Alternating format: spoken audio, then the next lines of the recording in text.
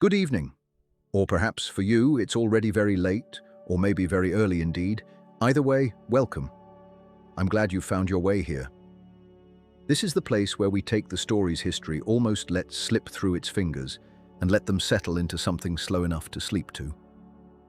Tonight's story reaches back further than most of the voyages we've shared together, to a stretch of coastline whose ships have not sailed in longer than anyone can properly reckon. Before we start, let the room go a little darker if it hasn't already. Let your phone rest face down somewhere you won't see it glow. You don't have to hold on to anything I say tonight.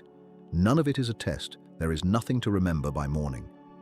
If you'd like, leave a word in the comments telling me where in the world you're listening from and what time it is there where you are. I like knowing, even loosely, who's out there in the dark with me tonight.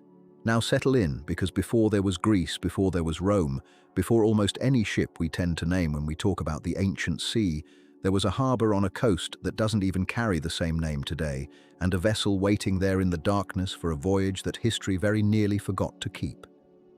Picture it. Mist lies low over the water, thick enough that the torches along the quay become soft smears of orange rather than points of flame. You can't see the far side of the harbour from where you're standing, only hear it. The slap of water against stone, the creak of timber somewhere close by, ropes groaning quietly as they take the weight of something enormous just beyond the fog. The air smells of pitch, of brine, of the wood smoke drifting down from fires kept burning through the night to hold back the damp. Somewhere above you, unseen, gulls are already awake, though the sun has not yet troubled itself to rise. If you had walked the length of that quay in the dark, your feet would have found the stone worn smooth by generations of feet before yours, and you would have had to step carefully around coils of rope thick as your arm, around baskets stacked higher than your waist, around men who did not look up as you passed because they had work that would not wait for the light.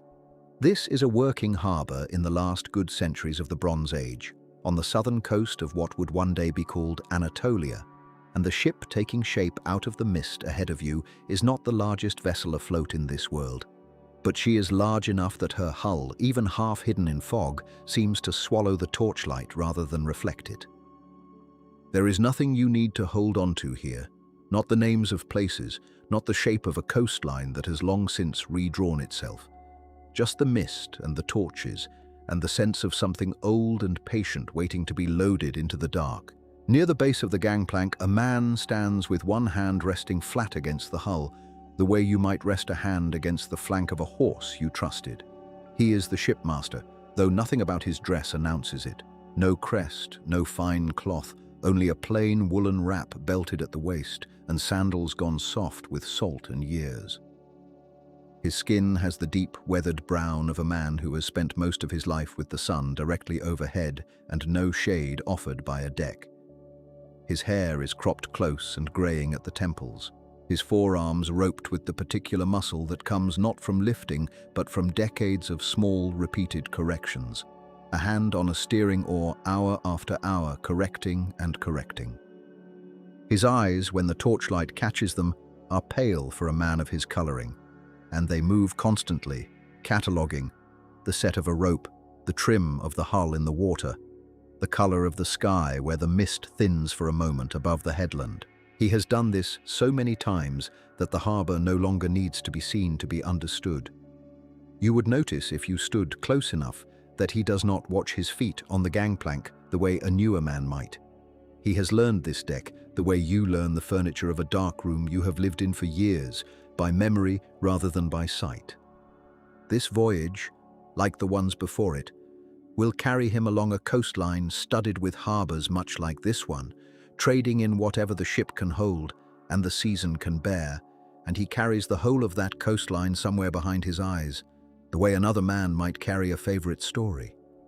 Beside him, small enough that you might miss him entirely in the fog, stands a boy of perhaps 14 years, though no one aboard could tell you his age with any real certainty, least of all the boy himself. He is new to this crew, and it shows in the way he holds a coil of rope against his chest, as though it might escape him if he loosened his grip. His hair is dark and unruly, his arms still thin in the way of a boy who has not yet finished growing into the work expected of him, and his hands are already beginning to harden at the palm, the first calluses of a life that will either make him or wear him down long before its time. He is one of hundreds of boys who went to sea this way in this world, sent by families who needed one less mouth to feed or one more hand able to bring wages home, and no record from this age troubled itself to write down which boy he was or where precisely he came from or what became of him after.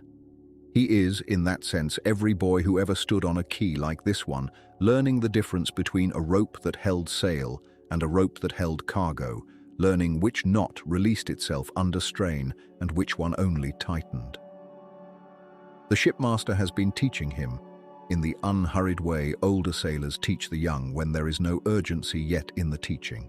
You would have heard it if you had stood near enough in the mist, the low murmur of names being repeated, rope by rope, hand guiding hand along a line until the shape of the knot lived somewhere lower than memory, down in the fingers themselves. The boy gets it wrong more often than he gets it right tonight. He will get it wrong far less by the time this voyage is over, though neither of them knows yet how much of that voyage there is still to come, or how much of it will ask more of him than knots. If your eyes have already begun to close, that is exactly right.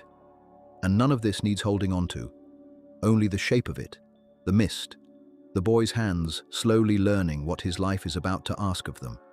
But what does it actually take to make a harbor like this one ready, hours before the sun does any of the same work? What is happening out there in the fog beyond the shipmaster and his new boy, while the rest of the crew is still only a scattering of voices you cannot yet place? The answer, if you followed the sound of it deeper into the mist, would lead you along the quay to where the real labor of departure is happening, mostly out of sight, mostly without ceremony. Men move back and forth along a line of baskets and jars stacked at the harbor's edge, each one destined for the belly of the ship, and none of them pause to explain what they are carrying, because to them it needs no explanation. This is simply what a harbor does in the hours before a voyage, the way a heart simply beats without asking why. You would smell the cargo before you understood it. Resin, something sharp and clean beneath the salt air, the mineral tang of raw metal stacked in ingots shaped like animal hides, cool and heavy in a way that made the men who carried them walk with their knees bent, careful of the stone underfoot. Underneath it all, the specific must of grain sacks, faintly sweet, faintly damp from the night air. This particular harbor exists because the sea around it refuses to give any single kingdom everything it needs. Copper comes from one shore, tin from somewhere so far inland that no one loading this ship tonight has ever seen the mine it came from. Cloth, glass, pottery, oil, wine, all of it moves along routes like this one, harbor to harbor, hand to hand, in ships built and crewed by men who understood their trade the way your own hands understand a doorknob in the dark, without thinking, without needing the lesson repeated. The shipmaster did not choose this life so much as inherit it, the way his father likely inherited it before him, and the boy beside him is only the latest in a long line of boys inheriting the same rough apprenticeship at the edge of the same dark water. You do not need to remember any of this by name, not the resin, not the copper, not the particular smell of a grain sack losing its warmth to the night. What matters is only the feeling of it. A harbor working quietly and completely in the dark, the way your own house might settle and shift while you sleep, unseen, unremarkable, entirely necessary. Before we go further into that harbor together, before the ropes are cast off and the mist begins to lift from the headland, if you're enjoying these slow nights at sea, I'd love it if you stayed a while longer on this channel. There are other voyages here, other ships that left harbors very much like this one, and did not all come home the same way. Consider staying, if only to see where this particular ship is headed, because she is close to ready now. The last of the jars are being lowered into her hold. The last knots the boy will practice tonight are being tied and untied by lantern light, and somewhere behind the headland, the sky, though you cannot see it yet from where you stand on the quay, has already begun its long, unhurried turn toward grey. The shipmaster lifts his head once, testing the air the way you might test bathwater with the back of your hand, and something in his shoulders settles, the particular stillness of a man deciding that the hour has finally come. The ship that has waited all night in the fog is about to become something else entirely. Not a shape in the mist, but a vessel with a purpose, and a crew, and a course laid out ahead of her into water that does not yet know she is coming. But she was not born in the fog, and she was not born in a single night. If you had walked down to this same stretch of shore 2 winters before, past the drying racks and the middens of shell and ash, you would not have found a ship at all, only a long clearing of hard-packed sand where men had begun to argue, gently and endlessly, over the exact curve of a keel. There is nothing you need to hold on to here except the shape of the thing, so let it come to you slowly, the way it came to them. A keel first, a single long spine of timber, worked from a tree, chosen years before it was ever felled, chosen while it still stood and someone walked around it more than once, running a hand along the bark, deciding. Onto that spine, plank by plank, the hull grew outward and upward, and here is the part that would have struck you as strange if you had stood close enough to watch. There is not a single nail in her, not one. The planks are laid edge to edge, and along each edge a row of mortises has been cut, small rectangular slots, patient work, a chisel and a mallet, and a man who has done this so many times his hands no longer consult his eyes. Into each mortise a tenon is fitted, a tongue of hard wood shaped to sit flush inside the slot in the plank beside it. And then, this is the quiet trick of it, the thing that would have made you lean in closer. A peg is driven through both plank and tenon together, locking them into a single piece, not fastened, grown together almost joint by joint, the way a hand of cards is fanned and locked by the thumb.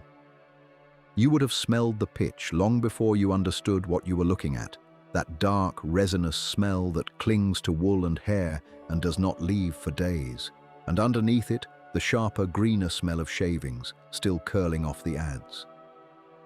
Somewhere below the working platform, a fire kept a pot of pitch soft, and every so often a man would carry a ladle of it along the ribs and press it into the seams, sealing what the joinery had already made almost watertight on its own.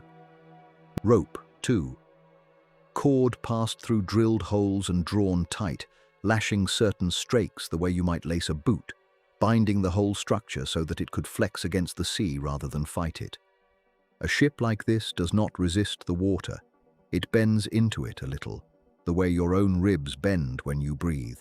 And that give is not a flaw in her, but the whole of her genius. And the shape that all this labor was reaching for, plank curving into plank, was not the shape you might expect if your only ships were the ones drawn on old maps with their high square sterns. This hull rises at both ends and settles low and round in the middle, almost closed over, almost sealed. If you saw her out of the water, resting on her keel in the yard with her ribs only half planked, she would have put you in mind of nothing so much as a seed pod, some great dry husk from a plant too large to imagine, waiting to be split open. That is not an accident of the eye. A hollow, rounded hull holds cargo the way a pod holds seed. Snugly, safely, everything packed close against everything else.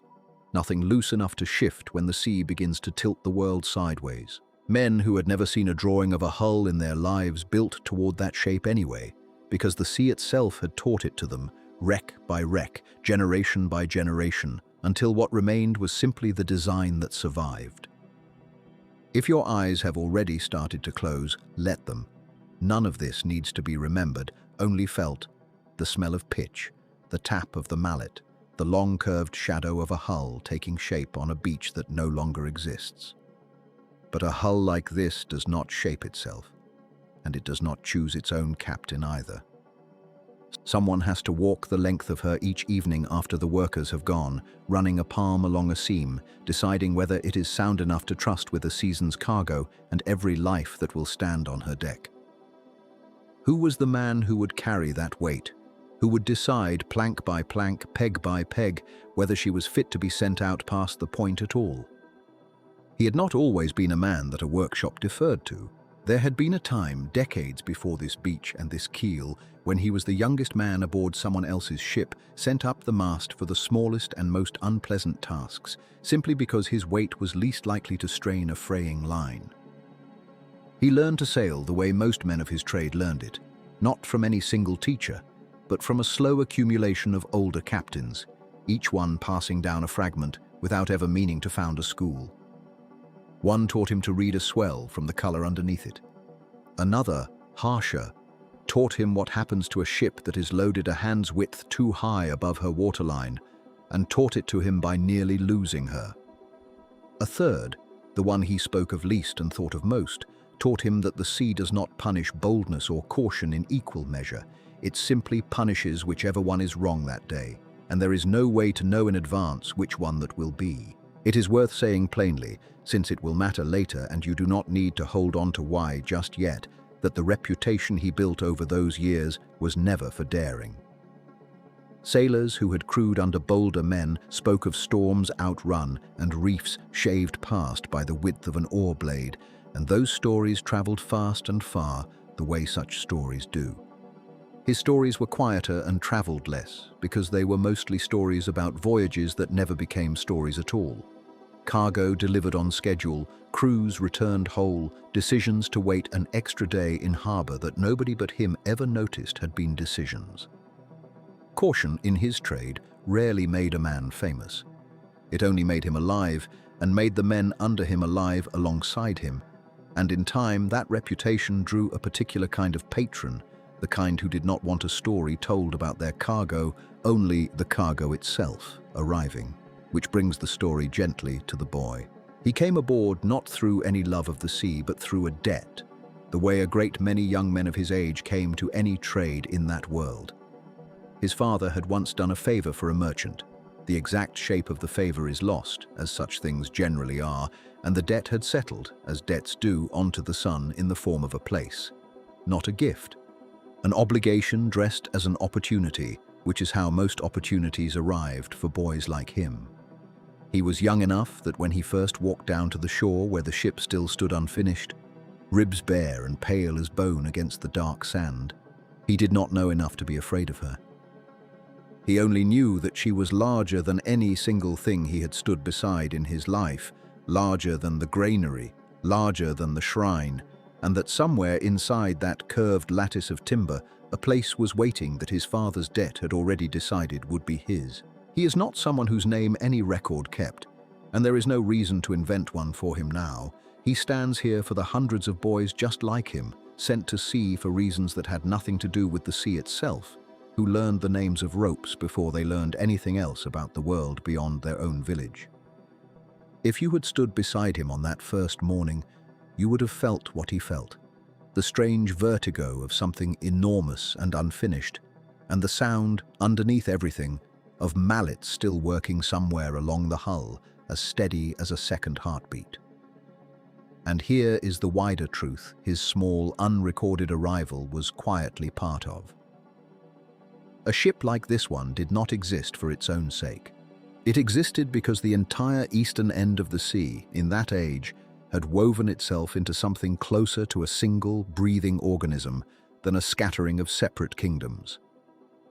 Copper moved from the mines of one island to the workshops of a mainland kingdom.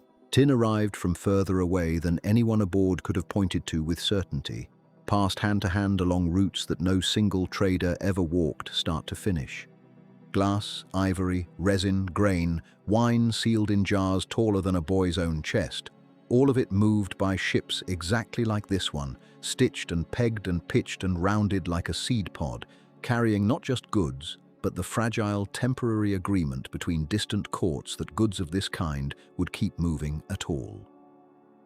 That agreement is easy to forget, lying here in the dark with the story only half told, but it is the reason the boy had a debt to pay in the first place, and the reason the shipmaster had spent 30 years learning caution instead of daring, and the reason the hull beneath them both had been built to bend rather than break. None of it was destined. It was only for a while working. A long chain of hands and timbers and quiet decisions, holding steady across a sea that had not yet decided to test it. Which is where the story must go next, because a ship built for that purpose cannot simply be admired standing empty on a beach. She has to be filled with jars and ingots and things whose names you may never have heard, packed hand over hand into that seed pod hollow until there is barely room for the men who must sail her, and it is there, in the loading of her, that the shape of the whole waiting voyage first becomes visible. The quay itself would have reached you before the ship did. You would have smelled the pitch long before you saw the yard, that dark, resinous smell of the hull's seams sealed against the sea, mixed with something sharper underneath. Brine and fish left too long in the sun, and the sweetness of wine that had cracked its jar somewhere down the row and was already drawing flies. This is not a smell you carry with you often. Let it settle over you now, if it will, the way it settled over the men working there that morning, so familiar to them they had likely stopped noticing it at all. The cargo came down to the water in a long, uneven procession, and if you had stood at the edge of the quay watching it arrive, you would have understood almost nothing of what passed in front of you without someone naming it for you. Copper first, cast into flat, hide-shaped ingots wider than a man's chest, stacked with the careless confidence of something that had already survived one long journey by land or sea before this one had even begun. Each ingot alone was heavier than anything you would want to lift twice. Men worked in pairs to walk them down the ramps, the copper's dull reddish shine catching the early light in a way that made it look for just a moment like something warmer than metal, like meat or clay or old blood. Beside the copper came tin, less of it, packed more carefully because tin was rarer and everyone loading that ship knew it. Without both metals meeting in the right proportion, in some furnace in some city none of these sailors would ever see, there would be no bronze at all, no blades, no fittings, no plow tips. The whole reason for the voyage was folded into that quiet difference in how the copper was handled and how the tin was handled, though no one paused to explain it. You were simply meant to notice the way the young rigger noticed that some things on that quay were treated as merely heavy and other things were treated as precious. Then came the jars, tall, narrow-necked, a shape you would recognize instantly if you had ever seen one in a museum case, though here they arrived in numbers that made the museum version feel almost lonely by comparison. Canaanite jars, sealed with resin, some carrying wine, some carrying oil, some carrying the resin itself, thick and dark and fragrant, meant for embalming or incense in some court far along the coast. You could smell which jars had cracked without needing to be told. The sweetness of spilled wine has a way of announcing itself over every other scent on a working quay. Men rolled the jars rather than carried them where they could, guiding them with their palms flat against the clay, murmuring to each other in at least 2 or 3 languages that you would not have been able to place, though your ear might have caught the rhythm of Ugaritic in one voice and something closer to Cypriot in another. A harbour like this one belonged to no single people. It belonged to whoever had come that season with something to trade. Further along, in baskets and wrapped bundles that drew more careful hands, came the smaller things. Chunks of raw glass in blue and turquoise, still rough, not yet shaped into beads or inlay, valuable enough that a boy carrying a basket of them walked with his eyes down and his shoulders tight. Ivory tusks, whole and half, wrapped in cloth, too long to stow the way the jars were stowed, needing their own quiet negotiation with the men who understood the hold.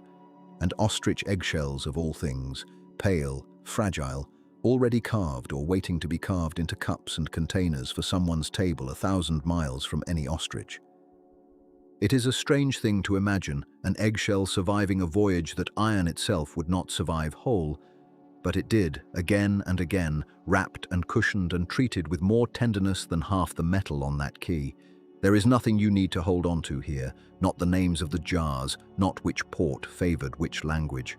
Let the procession blur a little, the way it would have blurred for anyone standing there long enough, cargo becoming simply cargo, one more basket after another, disappearing down into a hull that from where you stood must have looked impossibly small to hold all of it. But who decided where each of these things went once it disappeared over the rail? Who chose what went low and what went high?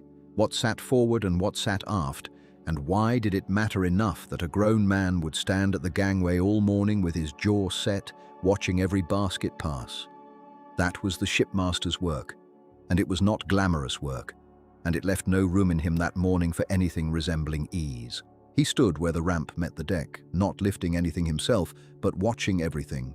The angle at which a jar was set down, whether an ingot had been laid flat or on its edge, whether the boy carrying the glass had set his basket where the last man happened to be standing rather than where it was meant to go. A ship like this rode low, even empty, her belly rounded and deep, built to carry weight rather than to cut speed from the water. But there is a difference between weight and balance, and every sailor who had made this crossing before knew it in his hands and feet long before he could have explained it in words. Load her wrong, too much copper toward the bow, too many jars stacked high on one side, and she would answer for it the first time a real sea came under her, rolling in ways she was never meant to roll, taking on water where she should have shed it. The shipmaster's anxiety was not loud. It showed itself in small things. A hand raised to stop a load, 2 words exchanged with a stevedore, a long pause while he simply looked at how the deck sat in the water, gauging her draft against some private memory of how she ought to sit when she was right. If you had asked him what he was afraid of, he likely would not have answered in words either. He would have nodded toward the sea, the way a farmer might nod toward the sky, as if that settled the matter. Standing near him, close enough to be sent on errands but not yet close enough to be consulted, was the boy who had been given real duties for the first time. One of the countless young men whose names no record kept, though their hands are all over what survives of ships like this one. He had spent whole seasons before this one simply watching, learning the harbor before he was ever trusted with the sea. Now he coiled line until his palms ached, learning to lay each coil so it would run free the instant it was needed rather than snarling into a knot at the worst possible moment.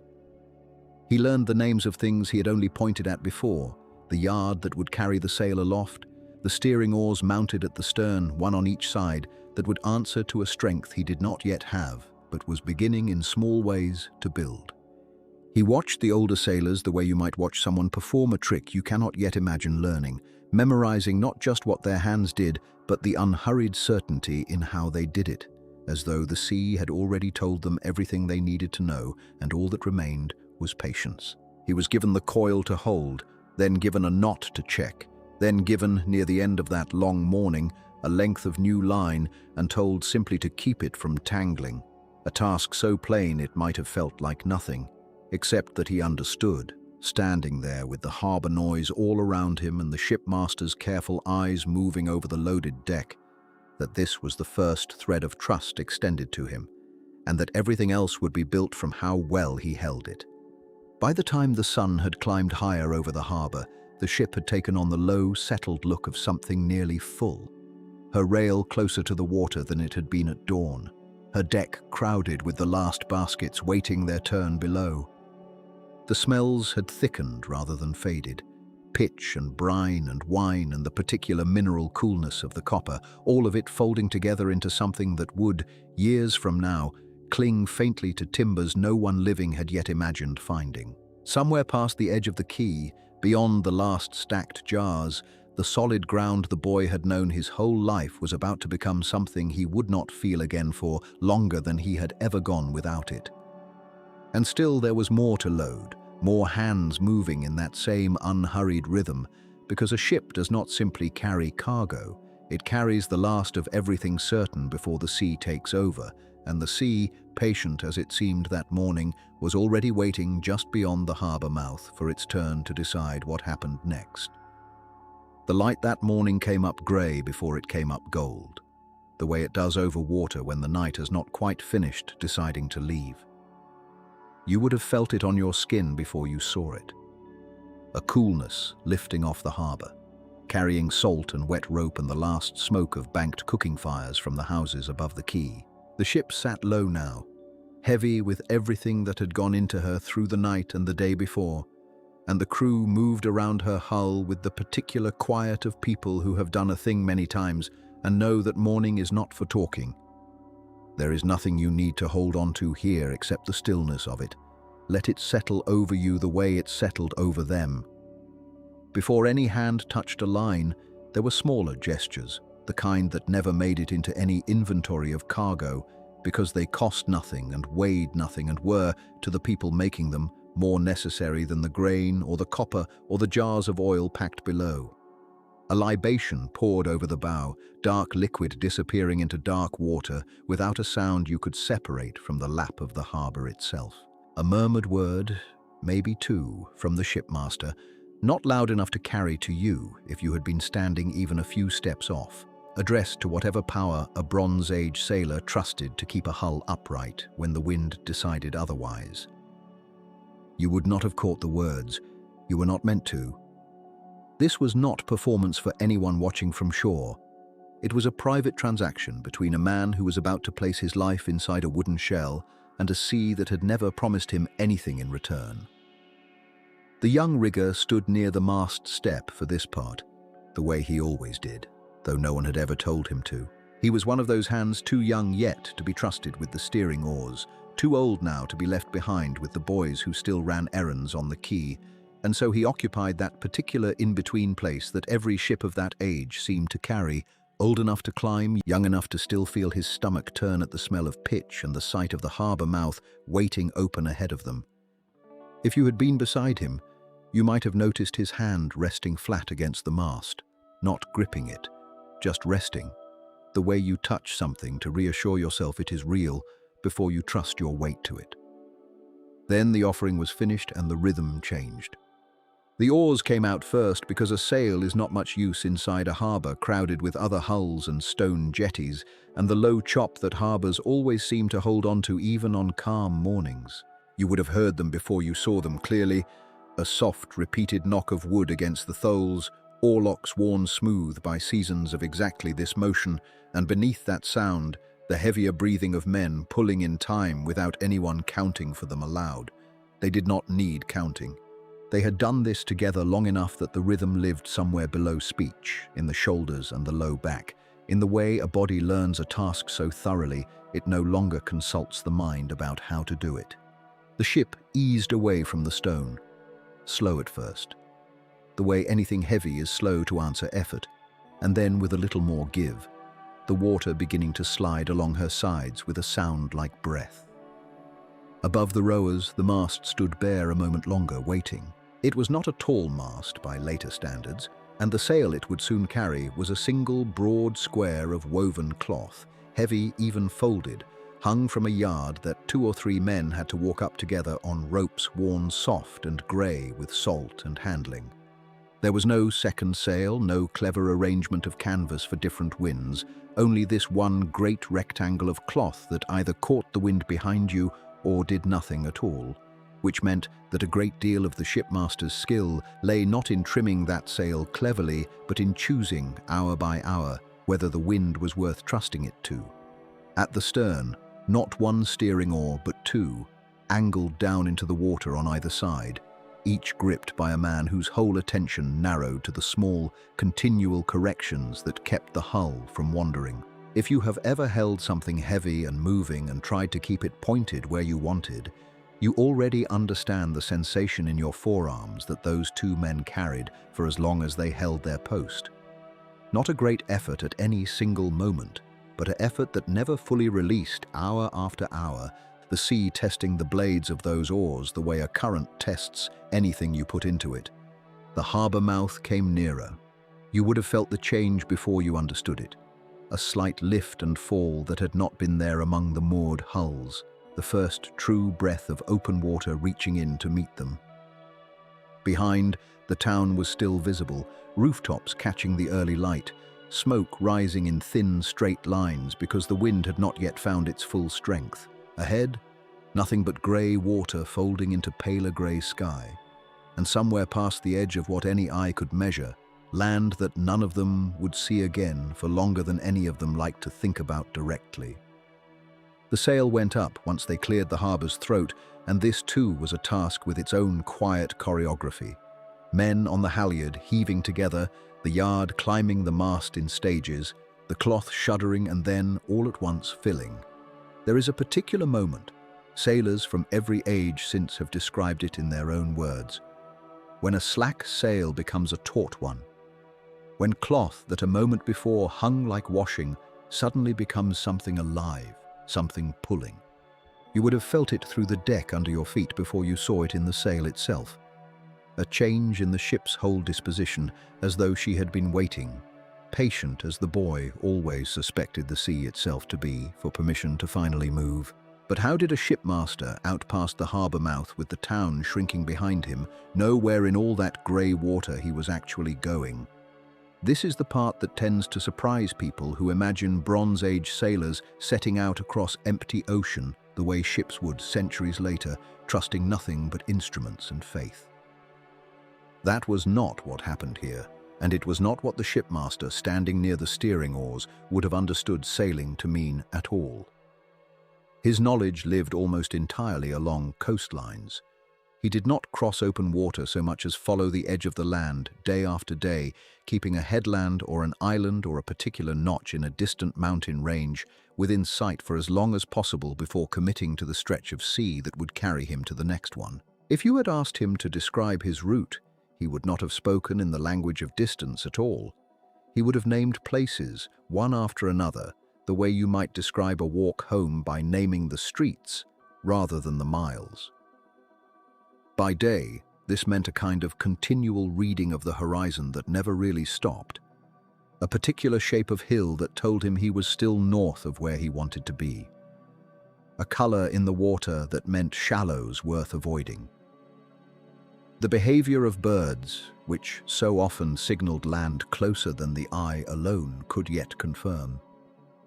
And running beneath all of it, something harder to name directly, the feel of the swell itself, the direction and rhythm of the sea's own long breathing, which a lifetime of sailing had taught him to read, almost the way you read a face you have known for years, catching a change in mood before a single word is spoken.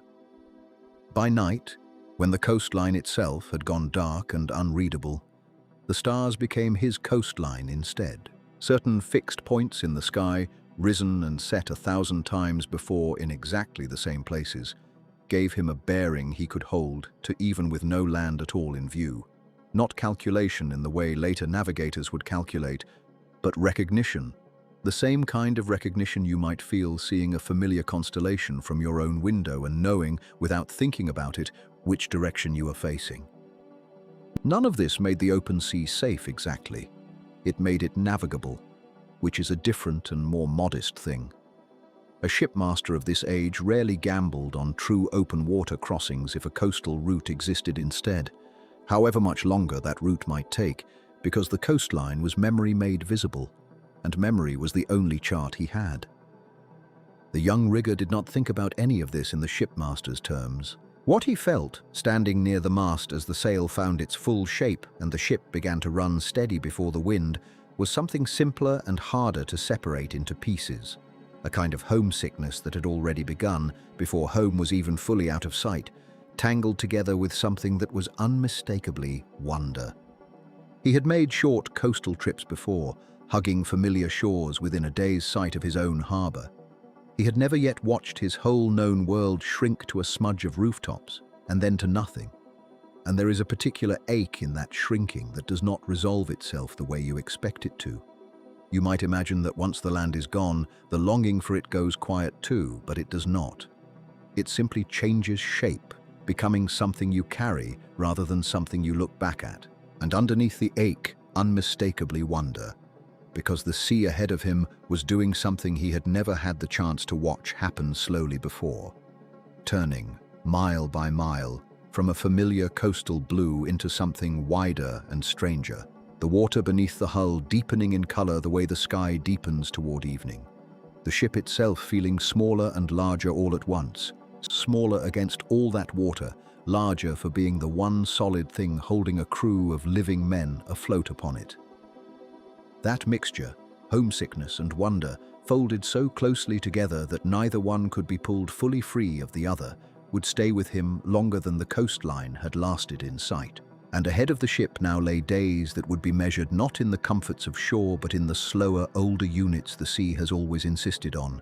The arc of the sun overhead, the paying out and hauling in of rope, the small rituals of a crew learning day by day how to live inside a single moving shell of wood with nothing beneath them but water older than any of their names.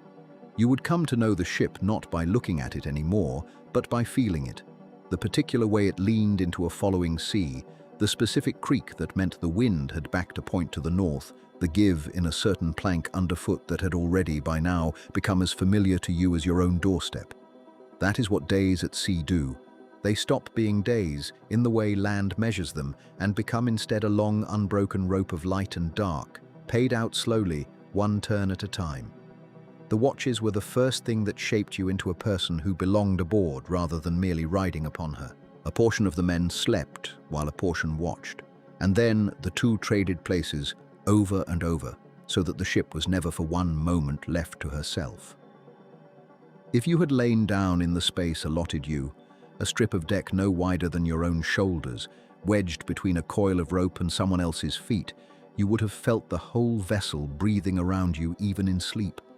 The working of the timbers, the low conversation of two men at the steering oars keeping each other awake, the occasional soft slap of water finding its way through a seam that had been caulked and would need caulking again before the voyage was done. There is nothing you need to hold on to here, only the rhythm of it, the sense of a vessel that never fully slept because the sea never did either. Meals came at the turning of the watches, and they were plain in a way that this telling cannot make interesting no matter how it tries, and did not need to be interesting because hunger aboard a ship at sea is not a delicate thing. Barley mostly, sometimes parched and sometimes boiled soft in a shallow pot set over a bed of sand and embers near the stern, where the risk of fire could be kept furthest from the cargo and the timber both. Dried fish, hard enough that a man learned to soak his portion in a little water before his teeth could do anything useful with it, the salt of it making the water ration feel thinner than it already was.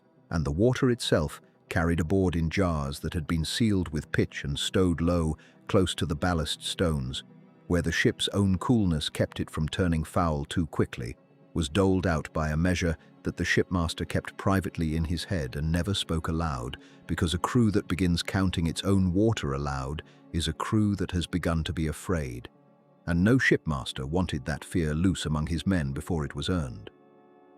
At the changing of a watch, there would be a low murmur of talk, men who had been awake handing on what little there was to hand on, the trim of a line, the feel of the wind, a joke worn smooth from repetition, before lying down themselves in the places just vacated, the wood still faintly warm from the last body that had rested there.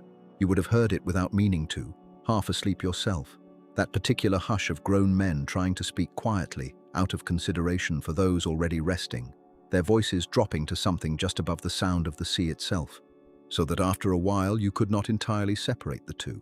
And somewhere above all of it, awake more often than seemed strictly fair for one man, was the shipmaster, doing sums that no one else aboard was equipped to check.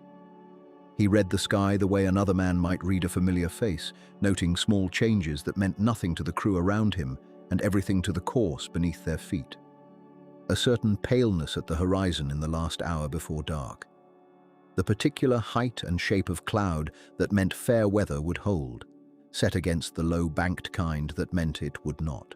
The direction the swell was running from, which was not always the same direction as the wind on the surface, a fact that told him more reliably than anything else available to him what weather might be building somewhere beyond the edge of what he could see. He adjusted the ship's heading by these signs the way a farmer adjusts his planting by the feel of the soil, without needing to explain the reasoning even to himself, because the reasoning had long since become instinct. But he was also, every single evening, doing a second and much colder sum. He was counting days. Not days already sailed, which meant little, but days remaining against the barley and the water and the dried fish stowed low in the hold, and against the distance he judged still lay between the ship and whatever coast would let them refill her. He kept that tally the way a man keeps a debt he intends to pay quietly, without troubling his household with the details of it, because a crew that knew exactly how thin the margin had grown would sail differently than a crew who trusted their shipmaster to know it for them. It was not deception. It was the oldest kind of care a captain owes his crew. to carry the worry so that they do not have to. If your eyes have already closed somewhere in the last few minutes, that is exactly right, and none of this needs holding on to. Only the picture of a man standing near the stern in the failing light, doing arithmetic with the sky, while the rest of the ship slept or half-slept around him, trusting him to have done it well. But a shipmaster cannot read the wind for a crew of strangers forever. Somewhere in all that counting of days and water, he needed hands he could trust without watching them. And that is a thing a man earns slowly, rope by rope, over exactly the kind of days this voyage was now made of. So what does it actually take out here for one pair of hands among many to become hands a shipmaster stops watching? You will remember the young rigger from the harbour, the one who had come aboard with a coil of new rope over his shoulder and a nervousness about him that showed itself only in how carefully he checked and rechecked his own knots. He was one of a great many young men who went to sea in vessels like this one across those centuries, most of them without any name that has come down to us at all. A whole class of person the record keeps only as a shape, a role, a set of hands doing a particular job, and he stands here for all of them rather than for himself alone. By these middle days of the voyage, something in him had changed, in the way it changes in anyone who is given the same task often enough that the body begins to do it before the mind quite catches up. His hands had thickened at the palm, a hardness rising there that had not been present when the ship left harbour. And if you had taken his hand in yours now, you would have felt it, a roughness across the base of the fingers that had not been earned yet on the day the ship put out and was earned now. Every callus a kind of record of its own, illegible to anyone who had not laid the rope himself. He was still given the simpler lines, still kept from anything that mattered too much if it were done wrong, but there was a shift in how the older men spoke to him. Less correction now, more simply telling him what needed doing and trusting the rest to him. Small things. He was allowed to lash a spar without a second man checking the knot after him. He was sent up nearer the yard in a following sea without someone stationed just below to catch him if his grip failed. None of it was spoken of directly. No one aboard a working ship pauses to congratulate a man on having become slightly less useless than he was a week before. But he felt it anyway, in the way trust always is felt before it is ever said aloud. A small, private, unlooked-for pride that he carried without mentioning it to anyone. The way you might carry good news you are not yet ready to share, turning it over quietly to yourself in an idle moment.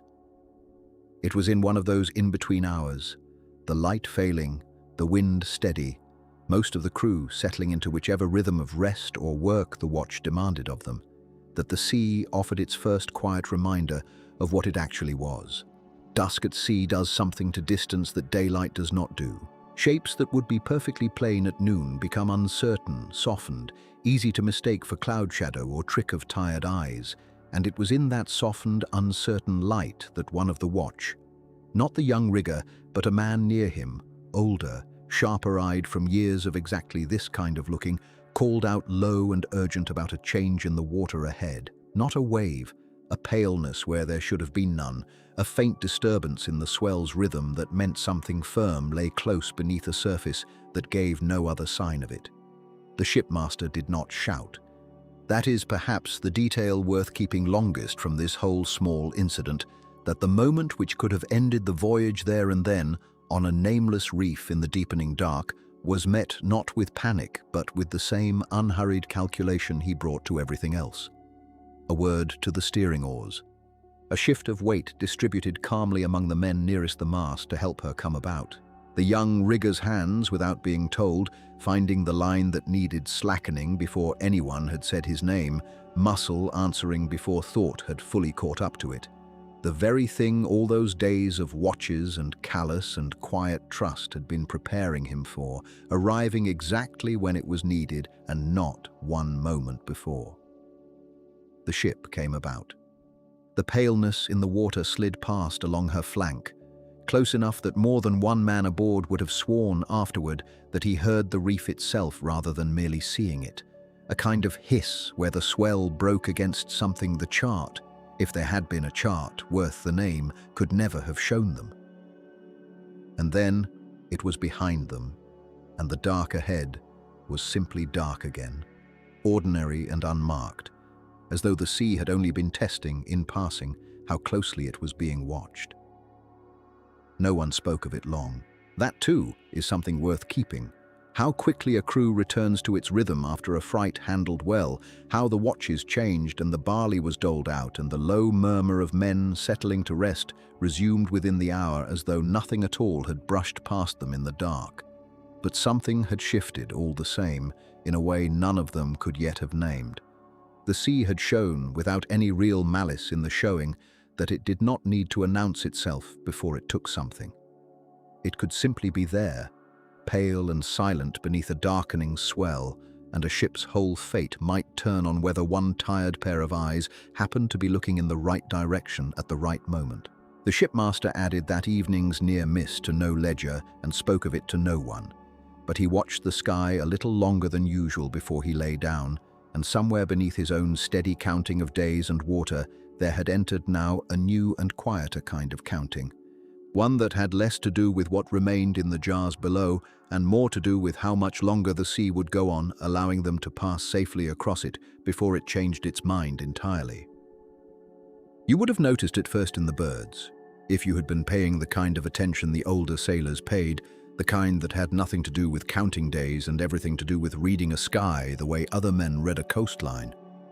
For the better part of the voyage, the gulls that trailed the ship in loose, indifferent arcs had done so out of habit rather than hunger, drifting behind the stern the way they might drift behind any vessel that occasionally spilled something worth eating over its rail. Then, on a morning no different in its light from a dozen before it, they were simply gone, not scattered, not chased off by weather. Gone in the particular way that something is gone when it has decided to be somewhere else entirely, and the old hands aboard noticed the absence before they noticed anything that might explain it, because a sailor's fear rarely arrives as a fact. It arrives first as an emptiness where something familiar used to be.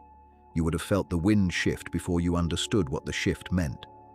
It had been steady for so long that its steadiness had become invisible, the way any sound becomes invisible once it has been present long enough. And then, gradually, it began to back around, coming now from a quarter it had not troubled the ship from since the coast had dropped away behind them. It was not yet strong. It was not yet frightening. It was only wrong, in the small, nagging way that a familiar room feels wrong when a single piece of furniture has been moved in the night and you cannot say what, only that something is no longer where it was. The shipmaster felt it too and said nothing, which was its own kind of signal to anyone who had sailed under him long enough to read his silences the way they read the sky. He had never been a man who narrated his worries aloud, not because he thought the crew undeserving of the truth, but because a shipmaster's calm was itself a kind of cargo, as essential to the voyage as the water in the jars below, and he guarded it accordingly. But you would have seen it, had you stood near enough at the steering oar in those quiet hours before the light fully came up, the way his eyes went to the horizon a beat longer than they needed to, the way his hand rested on the gunwale not for balance but for something closer to reassurance, as though the wood itself might tell him something the sky was withholding. He had crossed this stretch of sea before, more times than most men aboard had years, and there was a particular quality to his stillness now that the newer hands did not recognize, but the old ones did, and dreaded. Supplies, too, had begun to speak their own quiet language of unease. The water jars, lashed in their rows below the deck you walked barefoot over each morning, had been counted and recounted, and the count no longer matched the easy arithmetic of the early days, when there had been slack enough in every measure to forgive a wasted ladleful or a skin gone briefly sour.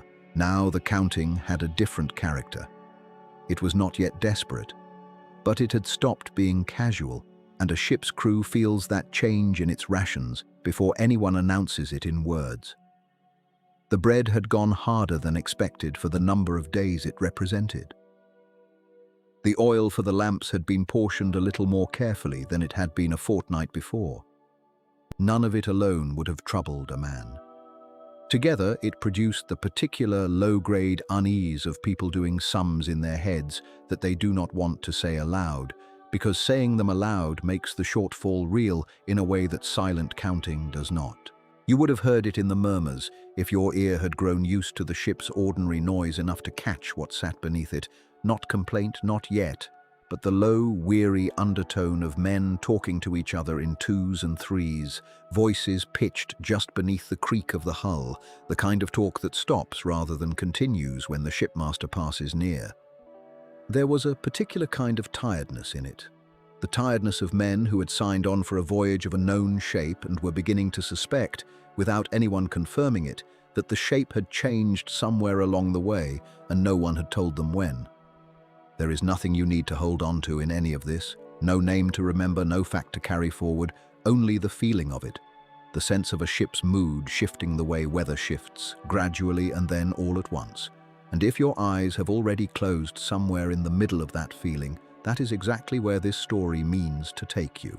But how is a crew, far from any coast, to know that a storm season is turning against them when there is no chart aboard to tell them so, and the sky above them looks from one hour to the next, very much as it always has? There was no instrument on that deck that could have answered the question. There was only memory, carried not in any log, but in the bodies of the men who had made this crossing enough times to have learned its moods the way a farmer learns a field. And it was to this memory that the shipmaster now turned. He did not summon a council, because a ship of that size and that era had no formal body to summon, no ranked officers waiting to be consulted in turn. What he had instead was a handful of older sailors, men whose hands had thickened and whose faces had weathered across decades of exactly this kind of crossing. And it was to these men that he began quietly to bring his questions one at a time, in the unhurried way a man asks something he does not want overheard as urgent. Had the wind backed like this before at this time in the season on any voyage they remembered? Had the birds ever gone missing in quite this manner, and if so, what had followed in the days after? One of the oldest among them, a man whose knees had long since stopped bending easily but whose eyes remained sharper for weather than any other pair on that deck, said little at first, only turned his face into the wind for a long moment, the way you might turn your face toward a familiar voice in a crowded room to be sure it is who you think it is. Then he said that he had felt this shift only twice before in his life, and that both times the sea had not stayed calm for very much longer afterward. It was not a prophecy. No one aboard that ship dealt in prophecy. It was simply the pooled memory of men who had crossed this water before the shipmaster had been born to it, offered now not as certainty, but as the best guess available to people who had nothing else to consult. And the shipmaster weighed it the way he weighed everything, against the little he could see with his own eyes and the very great deal he could not, and against a decision that had no comfortable answer on either side of it. Whether to turn now while there was still sea room to reach a coast none of them could see, but all of them believed lay somewhere to the north, or to hold their course and trust that the wind would settle back into its old habits before it worsened into new ones. You would have felt, standing near enough to that conversation, how heavy a decision of that kind sits on a man whose whole crew's lives depend on it turning out to have been the right one, and how little comfort there is in making it with information that amounts in the end to an old sailor's memory of two other crossings decades apart that may or may not resemble this one closely enough to matter. The shipmaster did not decide that day. He let the question sit, the way a fisherman lets a line sit slack before deciding whether to draw it in, watching the sky a little longer each evening, watching the birds that did not return, waiting for the sea to give him one more piece of evidence before he committed the ship to a course he could not undo. The young rigger, for his part, had begun watching the shipmaster's face the way you might watch the face of anyone whose composure has become, without your quite realizing when it happened, the thing standing between you and your own fear. He was one of the youngest hands aboard, still new enough to the work that his palms had not yet hardened fully against the rope, and in the earlier, easier stretches of the voyage, he had found a kind of comfort simply in glancing toward the stern and finding the shipmaster's expression unbothered, a small, daily reassurance he had not known he was relying on until it began, subtly, to fail him. Now, when he looked, the reassurance came more slowly, and sometimes did not come at all. Only that same held stillness, that same beat too long spent studying a horizon that gave nothing back. He said nothing of it to the other hands because there was nothing yet to say that would not have sounded spoken aloud, larger than it actually was. But he noticed, the way you notice a friend's silence at a table where they are usually the one who talks, and he carried the noticing with him through his work, coiling rope with hands that were perhaps a fraction less steady than they had been a week before, watching the sky in the moments between tasks the way he had once, as a much younger boy on a much smaller boat, watched his own father's hands for a sign of what the weather planned to do. None of them yet knew what the wind was gathering itself to become. The shipmaster did not know it. The old sailor with the weathered eyes did not know it, not with certainty, only with the accumulated suspicion of a lifetime spent reading a sea that had never fully explained itself to him. And the young rigger, coiling his rope and watching a face that no longer settled him the way it once had, could not have said what he was afraid of, only that the fear had a shape now, where before it had only been a feeling with no edges. The sky above the ship in those last quiet days still looked very much as it always had, pale at the edges, wide, unremarkable to any eye that had not learned to read it closely. But it was already changing. It had, in truth, been changing for some time, in ways too slow and too subtle for any one man aboard to catch in a single glance. And it would not be very much longer before the difference stopped being something the old sailors merely sensed and became something every soul on that deck could see for themselves, all at once, with no more room left for quiet decisions made at leisure over the rail. You would have seen it before you understood it. That flat grey smear along the southern rim of the sky, low and wide, the kind of cloud that does not announce itself so much as simply arrive, already there, already larger than it was the last time anyone looked up.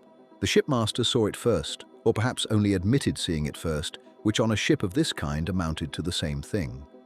He had been watching the horizon in that unhurried sideways way sailors do, never quite fixing his eyes on any one point, and something in the light had changed enough to draw them there properly. He said nothing for a while. That too was its own kind of announcement. A shipmaster who says nothing has usually already decided something. If you had been standing near the mast at that hour, you would have felt the wind shift before you saw any reason for it to. It came round half a point, no more. Cool where it had been merely fresh, carrying with it a smell you would not have had a name for, but would have recognized instantly all the same. The smell of a great deal of water about to be disturbed. The gulls had gone. You would not have noticed they were gone until you noticed the silence where their noise had been, which is the way absences usually announce themselves at sea, quietly, after the fact. The crew did not run. That is worth saying plainly, because it is not what the imagination supplies first when it pictures a storm arriving. It supplies shouting, scrambling, men thrown from their feet before anything has even happened. What actually happened in those first minutes was closer to a kind of unhurried fluency, the fluency of hands that had done a thing so many times that thought had been worn away from the doing of it. Ropes were checked. The great jars amidships, packed so tightly against one another that a man could barely slide a hand between them, were tested with a shove of the shoulder, and where one gave even slightly, it was wedged again with a bundle of rope or a fold of hide until it held as firm as the ones beside it. You would have seen men moving low, bent at the waist, not from fear but from habit. The deck of a laden ship is no place to stand tall when the sea is about to start asking questions of your balance. The sail came down before the wind demanded it, which was itself a kind of quiet confidence. A less experienced crew waits for the wind to insist. This one did not wait. The great square of woven cloth, patched in places you would have had to look closely to find, was worked down along the yard and gathered and lashed with the particular care of men who understood that a sail loose in a rising wind is not simply useless but dangerous, a sheet of canvas capable of dragging a mast out of its socket if left to argue with the air on its own terms.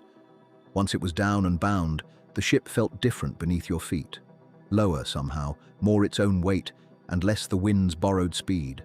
The way a horse feels different the moment its rider stops urging it forward and simply lets it walk. The steering oars took longer.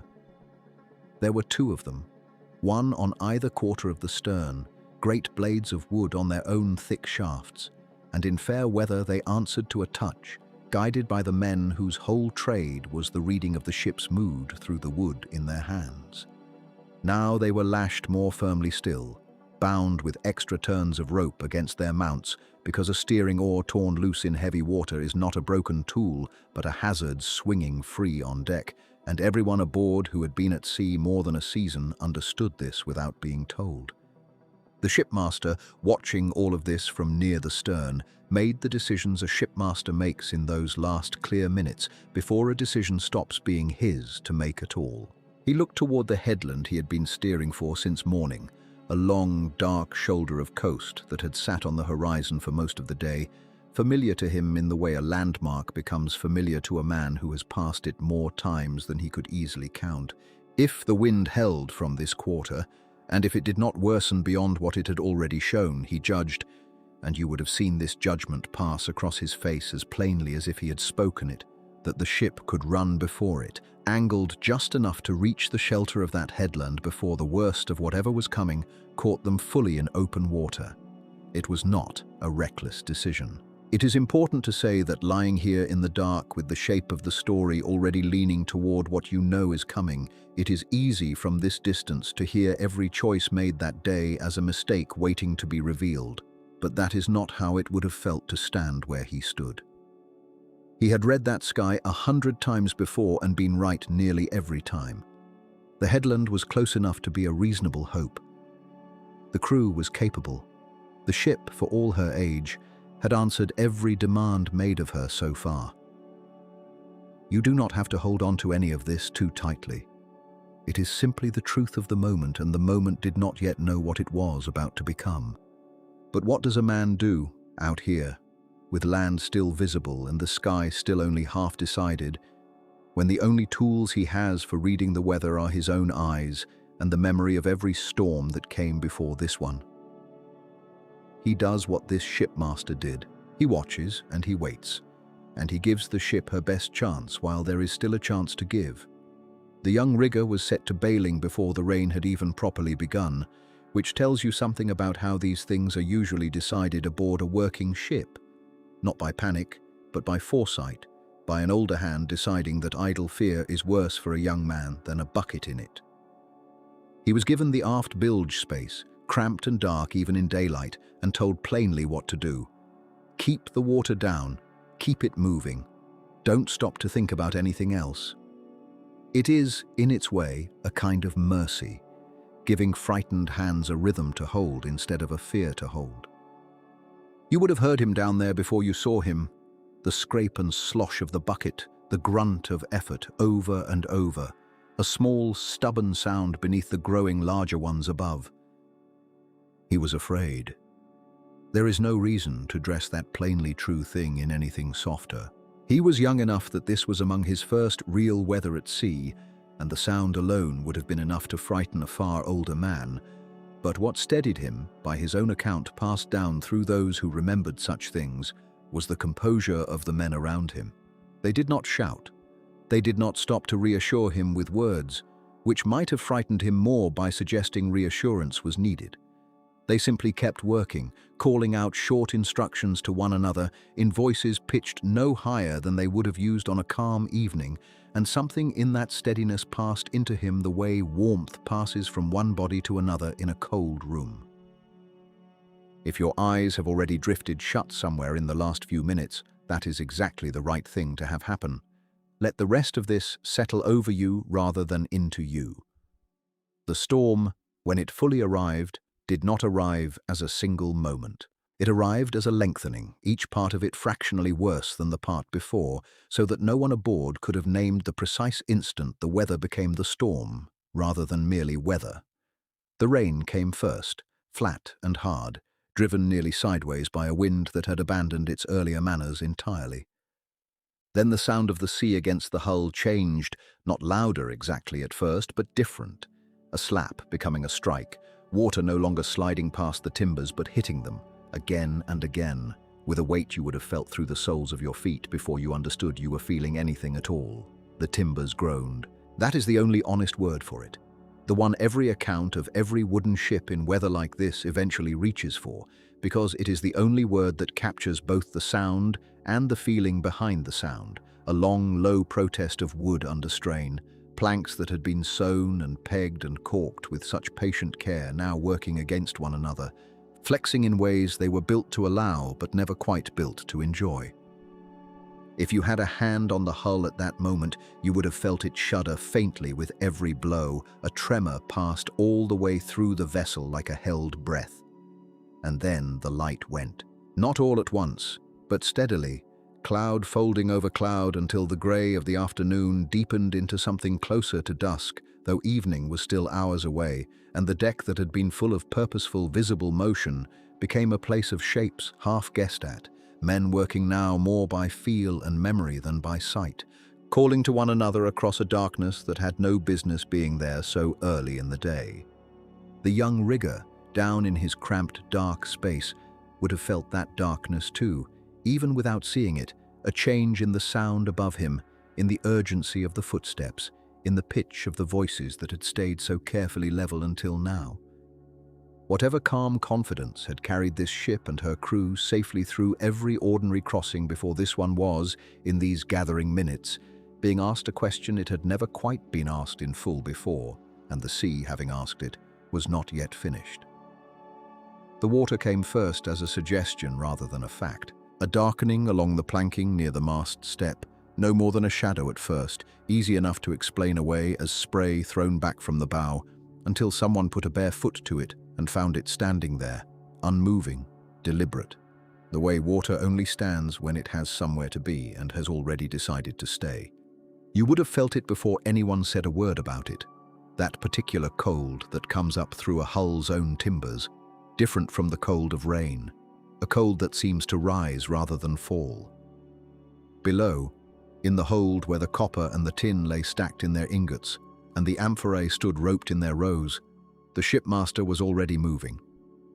It is worth pausing here on that word, shipmaster, because no name for him has come down across all this distance, no more than one has come down for the rigger. He is not a gap in the story so much as the shape the story takes when it speaks of every such man who ever stood where he stood. Trained from boyhood in the reading of water and wind, responsible not to a nation or a king but to a hull, a crew and a cargo that belonged, in the end, to someone waiting on a shore he had not yet stopped hoping to see again.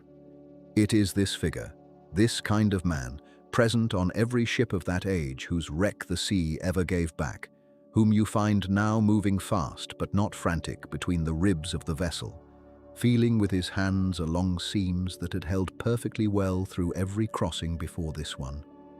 The bailing began without anyone giving the order for it, the way it always does, hands finding buckets and hollowed gourds and whatever else could hold water long enough to be emptied over the side. You would have heard it before you understood it. A rhythm, dogged and unglamorous, boots slipping on wet planking, breath coming hard, the particular grunt of a body lifting weight in a rolling ship where the floor itself cannot be trusted to stay where it was a moment ago. It is not dramatic work.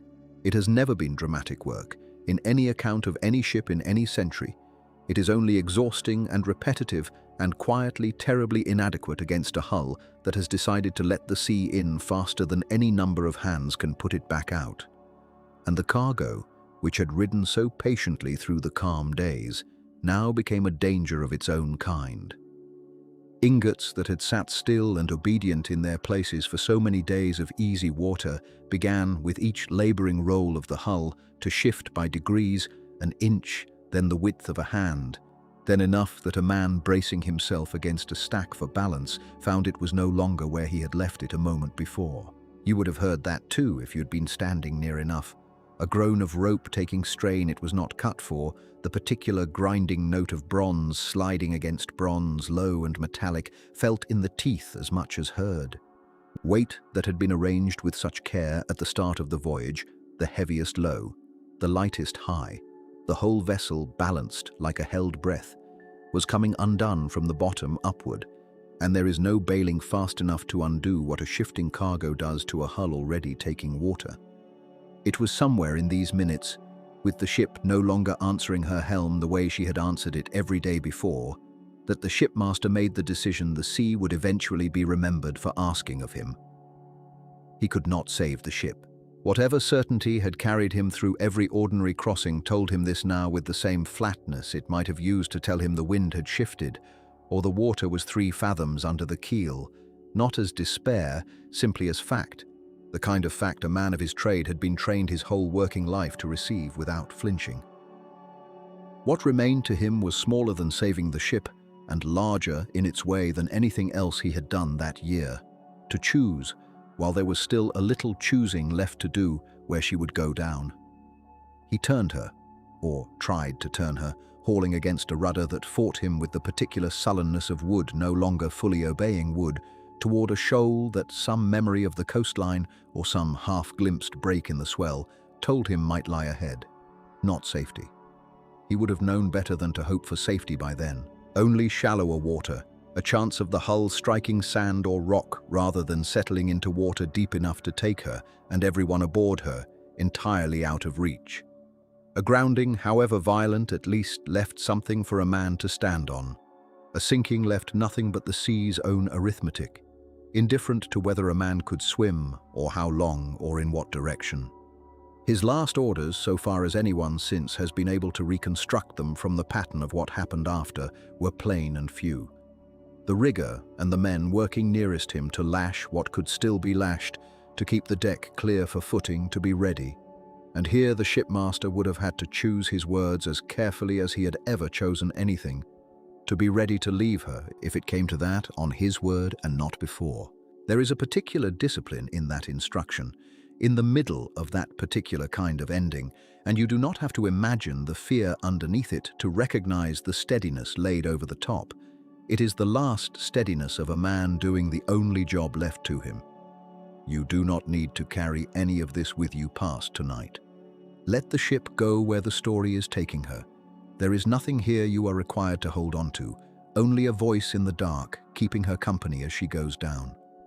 What does it actually take in the end for a ship like this one to stop being a ship at all? For a hull that has carried its crew and its cargo across so much open water to simply come apart beneath them? It happens, if the old evidence and the old instincts of those who study it are to be trusted, not with violence so much as with a kind of surrender, one seam giving way to loosen the next, the whole structure unmaking itself in the order it had once been made. The timbers that had been fitted so carefully at the start, mortise into tenon, plank into plank, each joint pegged and caulked and trusted, began, under the strain of the shifting cargo and the water's own weight, to separate along the very lines where they had once been joined. You would have felt the deck itself lose its certainty beneath your feet, a give in the boards that had not been there an hour before, the whole vessel settling lower into the water, not all at once but by degrees, the way a thing settles when it has stopped resisting and started merely descending. The cargo went first, or seemed to. Ropes that had held the amphorae in their tidy rows finally answered the strain that had been building against them and let go, and the jars went over. Not thrown, not flung, simply released, sliding down a deck no longer level into water that took them without ceremony, without the smallest pause to mark that anything at all had been lost. The copper and tin followed heavier and quieter, dropping rather than sliding, disappearing beneath the surface with barely a sound beyond the swallow of water closing over metal. Whatever had been so carefully gathered, the resin, the ivory, the glass, the small personal things some hand aboard had thought worth bringing along, went into the dark in the same unhurried, indifferent order, as though the sea was simply taking back, item by item, everything that had been borrowed from it. And the men went into the water too, though not together, not in any single moment you could point to and call the moment the ship was lost. They went as the deck gave way beneath particular footholds, as particular ropes parted under particular hands, each man's ending arriving to him separately, even as the same ending was arriving more or less at once to everyone around him. Some would have struck out for whatever floated nearest. A spar, a length of broken planking, an oar torn loose from its lashing. Because the body does this before the mind has finished understanding what has happened, reaches for buoyancy the way it reaches for breath without being asked to. It is here, in this scattering, that the rigger is last seen in any account this story can honestly give you, glimpsed for a moment, with both arms thrown over a length of spar that had broken free of its rigging, held there low in the water while the ship that had been his whole working life for so many days continued its slow settling a short distance away. You do not get to know from here whether his grip held. The night that had already been closing over the ship closed over him too, the same darkness that had swallowed the ingots and the jars now simply extending itself to include a man clinging to a piece of broken wood. And the story, honest as it can be, has to let him go into that darkness without following him any further. The shipmaster, so far as anything can be said of him at all, is not seen again after his last order was given, which is itself no more than the ordinary shape such stories almost always take, since a man giving orders in the last minutes of a ship is rarely a man who can also be seen swimming clear of her. What is left, once the settling has finished and the water has gone quiet again, is only the shape of a hull no longer above the surface, and a coastline that some hours before had seemed close enough to hope for, and now held nothing at all to say that anyone had ever been trying to reach it. The sea, having asked its question, had received its answer and had already begun, in its patient and thorough way, to fold the whole matter into silence. The morning after would have looked to anyone standing where the ship had been expected, exactly like every other morning. That is the part of it that is hardest to hold on to, and also the truest. You are used to disasters announcing themselves. A column of smoke, a bell rung in alarm, some visible break in the ordinary run of things. There was none of that here. The water beyond the harbour mouth lay the same pale colour it always lay at that hour, and the gulls worked the same stretch of shallows they worked every day, and nothing about the horizon told anyone watching it that it had, in the night, quietly closed over the whole of a ship and the men who had sailed her. If you had been standing on that shore, scanning the line where sea met sky the way people who wait for ships learn to do without even deciding to, you would have found nothing wrong with it. That is what makes this part of the story so difficult to sit inside. Not the storm, which at least had a shape and a sound and a violence you could imagine. This has none of that. This has only an emptiness that looks, at first, exactly like patience. There is nothing for you to do with this but let it settle, the way the sea itself settled once its work was done. You do not need to hold on to the shape of that morning. It will still be there if your eyes have already closed. No one in that harbour could have gone looking. It matters to say that plainly because a modern ear reaches instinctively for the machinery of search and rescue. Boats sent out, signals raised, some organised sweep of the coastline conducted by people whose job it was to look. None of that existed for the world this ship belonged to. There was no way to raise an alarm faster than a man could walk or a boat could sail, and no vessel kept in reserve for the purpose of finding another vessel that had failed to arrive. A harbour town in that age had exactly one method of learning that a ship was lost, and it was the method it always had. The ship did not come. Days passed, more days passed, and somewhere in the accumulation of those ordinary, unremarkable days, a kind of understanding took root that no one had needed to speak aloud. Picture the wife or the mother or the trading partner who had watched that ship go, back when this story was still young enough to have a shore and a crowd and a boy running down to the water. She would have known roughly how long the crossing should take. Every household bound to the sea in that era carried such a reckoning in its bones, not written anywhere, just known, the way you know how long bread takes to bake or how long a lamp will burn before it needs oil. So there would have been a day when she first felt the smallest unease. Nothing she could have named yet, only a faint sense that the ship was later than it ought to be. And then another day.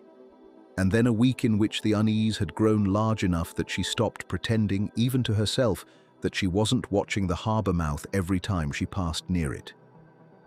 You have perhaps felt some paler version of this yourself, waiting for a message that does not come, a message that keeps not coming for long enough that the silence itself becomes the news, before any confirmation arrives to make it official. Now imagine that silence with no way to end it. No telegraph, no answering vessel that might happen along with word, no possibility of a letter explaining a delay. Only the sea, keeping its own counsel, exactly as it always had. There would have come, eventually, a point past which hope could not honestly be maintained, though no one could have told you the precise day it arrived. Grief in that world did not begin with certainty. It began with the slow exhaustion of alternatives.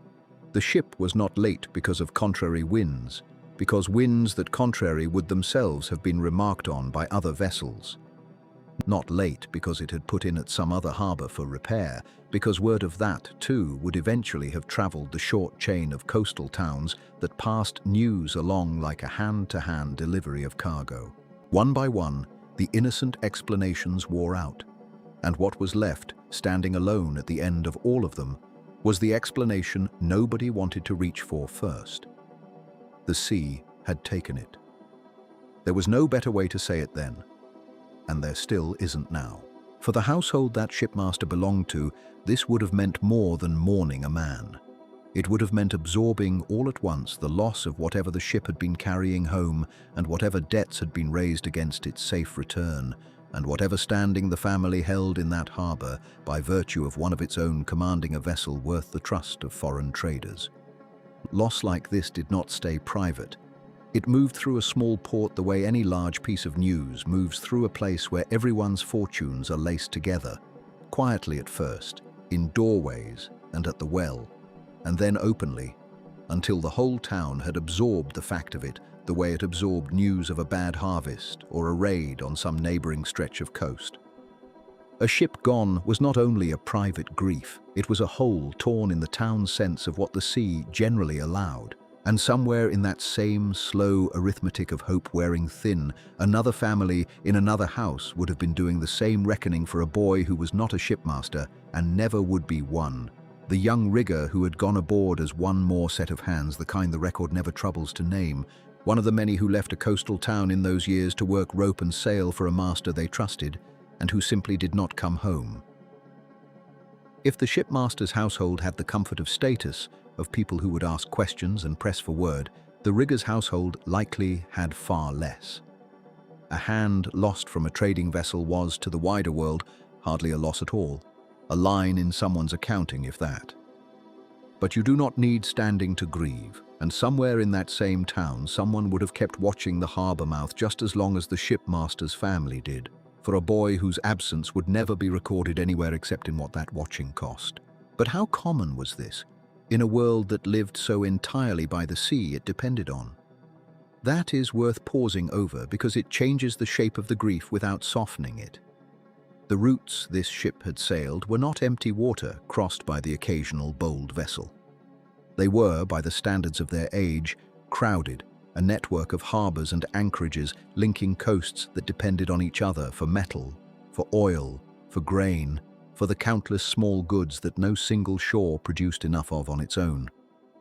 Dozens of vessels, perhaps far more than that in a single sailing season, would have been out on those same waters, carrying the same kinds of cargo between the same scattering of ports. And of that traffic, a portion, nobody can say exactly what portion, and no one who lived it could have said either, simply did not arrive. Storms took some. Reefs and unfamiliar shoals took others. Some vanished for reasons no living person would ever learn, in weather no witness survived to describe. This was, in other words, not a rare catastrophe visited on one unlucky crew. It was closer to a known cost of doing business by sea, absorbed the way a farming town absorbs a bad year, expected in its general shape even when no one could predict which household it would land on. What made this loss different from most, though, is not that it happened, but that anything of it survived at all to be found.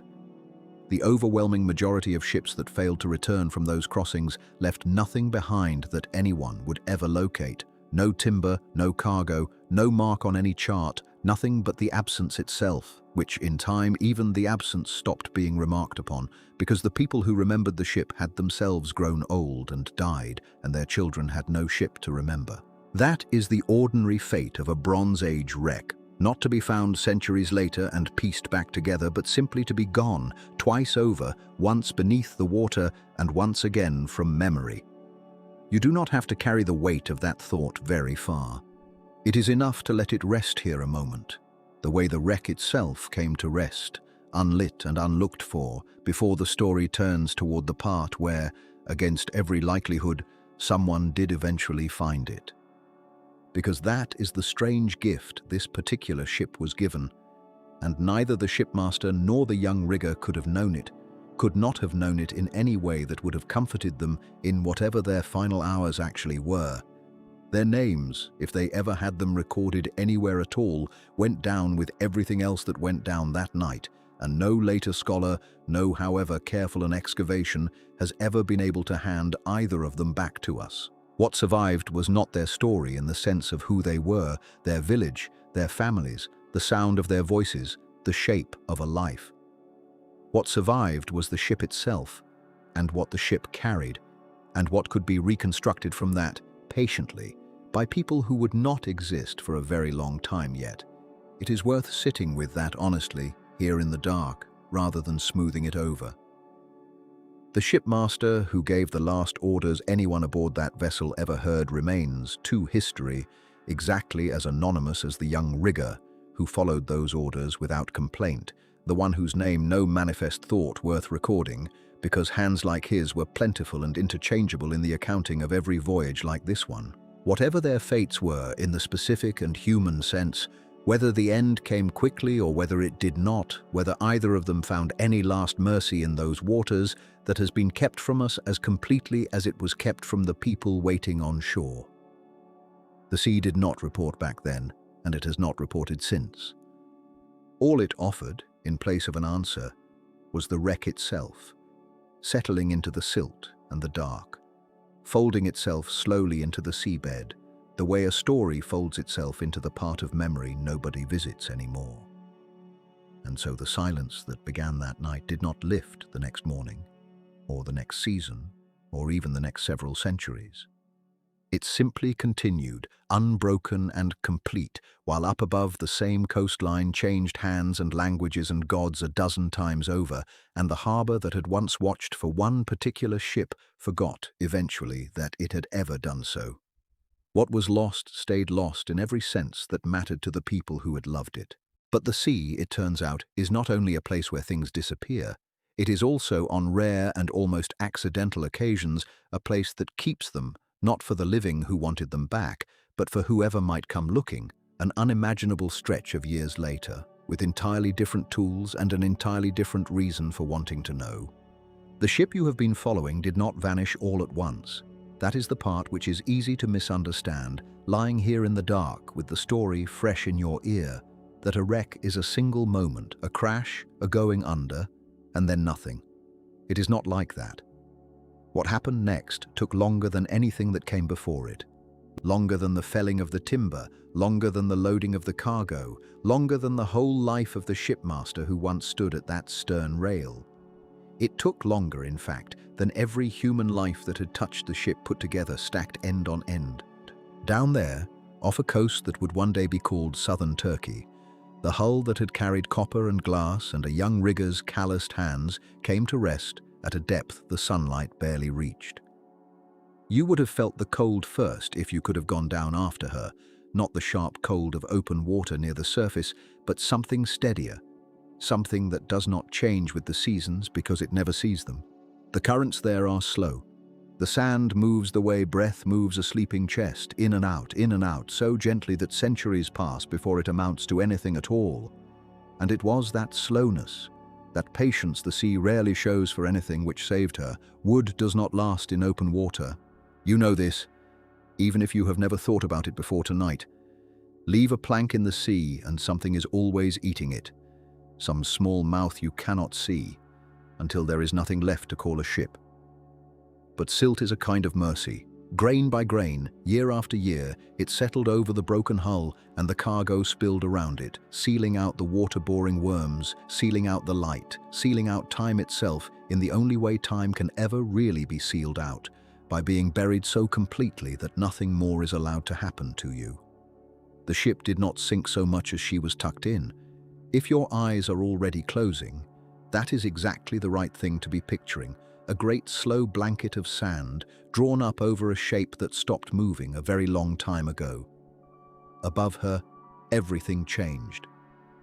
You already know this. In the way that we all know it without needing to be told, empires rose along that coast and lay back down again. Language shifted, ships changed shape, sails changed shape. The very idea of what a ship was, changed more than once.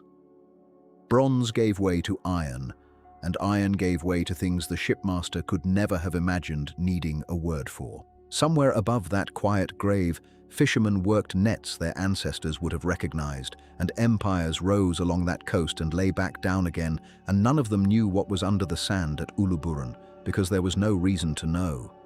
A shipwreck with no survivors and no memory attached to it does not haunt anyone. It simply waits, the way a held breath waits, without any sense that waiting is what it is doing. So how does anyone ever find a thing that has spent 3,000 years trying without meaning to, not to be found? It was not an archaeologist who found her first.